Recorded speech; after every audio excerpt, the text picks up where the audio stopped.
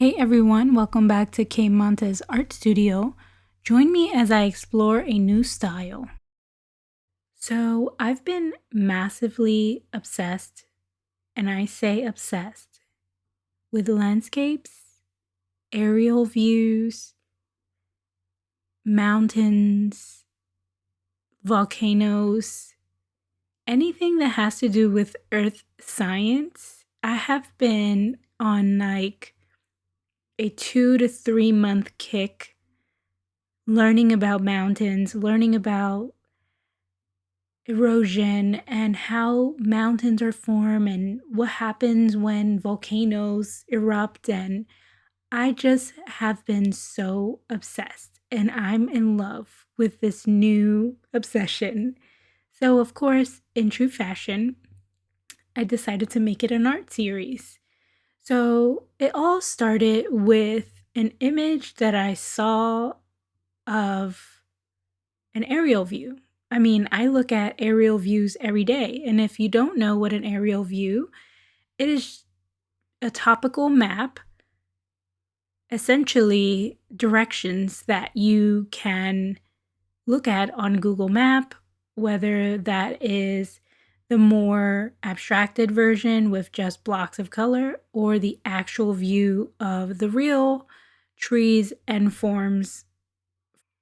So, a lot of my work that I do with my students tend to cross each other with my artwork. And I don't know if I'm inspired by them or if I project my art onto them or they project their drawings and designs onto me.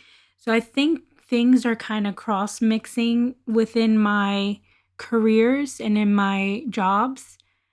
But I think it was a lecture that we had a couple weeks ago, and we brought up this aerial view, and I absolutely fell in love. I instantly saw a painting, and everything has spiraled down the drain of mountains.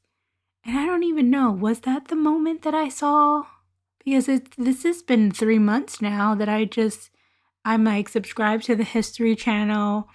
I watch hours and hours of documentary. I've completely ruined my algorithms on YouTube and have no art things pop up rarely anymore. So I do often have to find myself going to particular YouTubers that I subscribe to make sure that I didn't miss any of their new videos. But yeah, it's been about 2 to 3 months that I've been on this rabbit hole of landscapes, mountains, volcanoes, trees. I'm obsessed, and it's such a fun obsession. Like, I can't even tell you how fascinating these things are to me. People are probably like thinking that I'm so weird right now, but anywho's.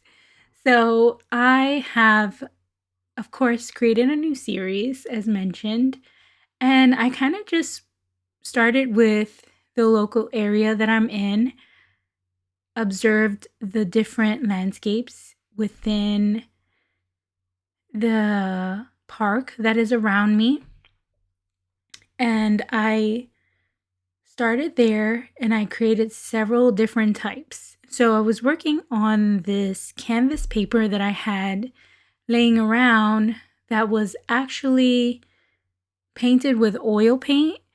So I was curious to see what that paper would, how that paper would react to having other mediums on top of this oil paint. And I knew immediately that, it wasn't a good mesh, but I still wanted to experiment. And that's what I love about exploration in medium. I actually have a whole playlist on mixed media exploration. So I do think it's important to test things out, understand why you can't do certain things like, oil underneath and acrylic on top. It instantly starts to bead over and sort of becomes like a barrier that doesn't let the paint absorb. But it was so much fun to play with and just peeling the paint off, because that does happen also. Anywho, so I tested things out on that sheet and I really liked the canvas paper. So I finished up this canvas paper pad that I was working on and just took several screenshots from Google Maps of different parts of the park that is close to my home and just captured really zoomed in portions of that park. I also got a little bit abstract with the paths. So some of these paths aren't actual to the image, but for me, I think playing around with the mixed media, exploring the inks, I love inks, exploring the paper. I tried oil pastel. I also worked with, of course, the Neo colors, Caran d'Ache. And I actually, to prepare for this, I painted each and every single one of those canvas sheets prior to getting started. So you can see up in the left corner where my Lazy Susan is, the little caddy that has all the supplies. That piece of paper is the one with the oil. And I just kept using that to test different material, just to explore things. And I then painted each of the sheets that are off to my right. And I played around with a bunch of different things to question how to start a new series, or how do I get out of the same thing that I've been doing for years and years. I say go on an adventure. Find images that inspire you, find locations that inspire you, and take a bunch of photos. Zoom in to those photos or zoom all the way out, and maybe even turn your phone upside down or play around with Photoshop and manipulate that photo to see what you see in that image, which is kind of what I did with the Google Maps. And explore the image. You will most likely find something that you like and elaborate on that. I think a lot of times as artists, we tend to lock ourselves in to a set style, a set medium, a set object, whatever the case may be. I have had this issue several times. I was convinced that I was a figure painter and that's all I was going to do for the rest of my life. And then I got bored. I got bored of it maybe 6 years into painting figures.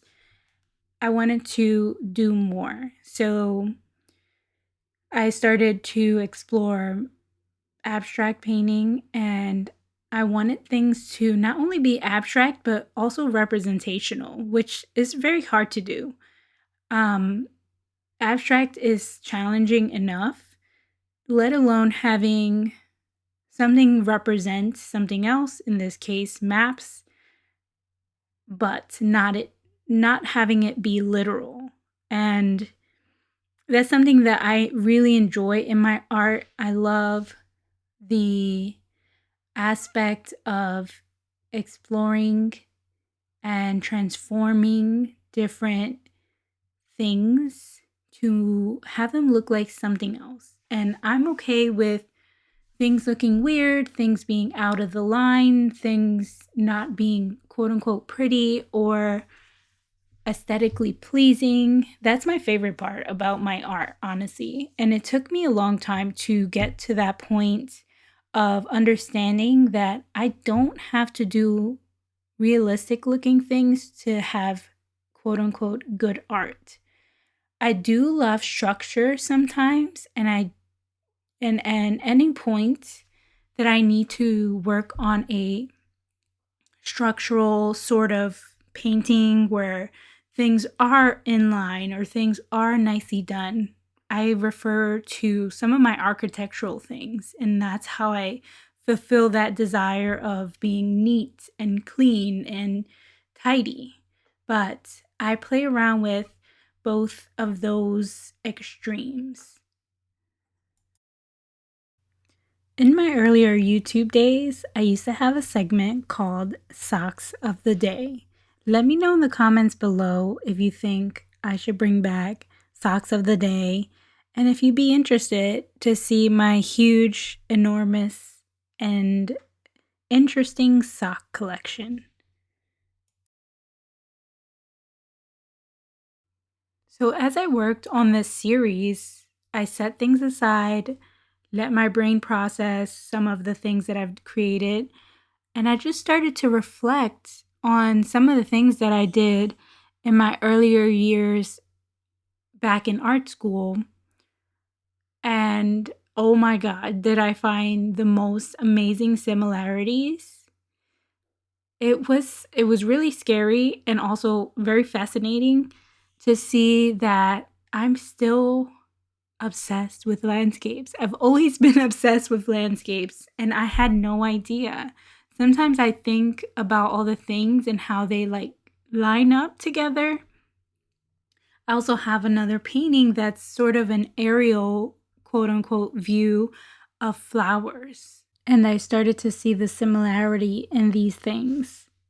And I just started to tie them all together. And that's kind of how I just continue to have a cohesive sense of work. Just doing the things that you love, painting obsessively the things that you love. And that's how you're able to create a cohesive body of work. So I hope that you enjoy these weird, fun, quirky aerial views, map views of my landscapes. And as always, thank you for watching. Don't forget to like and subscribe, and I'll see you in the next one.